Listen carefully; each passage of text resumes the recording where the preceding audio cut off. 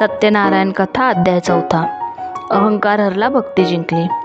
साधू आणि नावाचा व्यापारी आपल्या जावयासह व्यापार करून परतीच्या प्रवासात नौकेत असतात.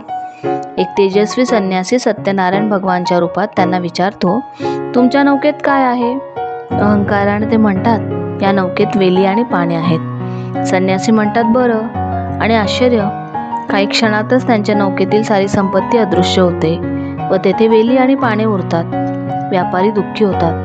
त्यांचा जावई त्याला सांगतो, तो साधू कोणी साधा माणूस नव्हता, चला त्याला भेटूयात. मग ते संन्यासाला भेटून माफी मागतात व खरी श्रद्धा बघून भगवान परत धनसंपत्ती देतात. आनंदाने तो घरी परततो. त्याची पत्नी व मुलगी कलावती व्रत करतात, पण कलावती पतीच्या आगमनाच्या घाईने प्रसाद न घेताच निघून जाते. त्या अर्धवट भक्तीमुळे तिचा पती व नौका अदृश्य होतात. ती शोकाने व्याकुळ होते.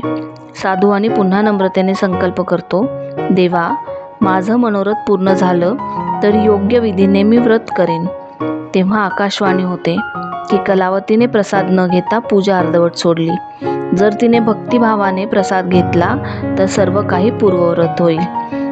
कलावती प्रसाद घेते आणि आश्चर्य, तिचा पती पुन्हा तिच्या दृष्टीस पडतो.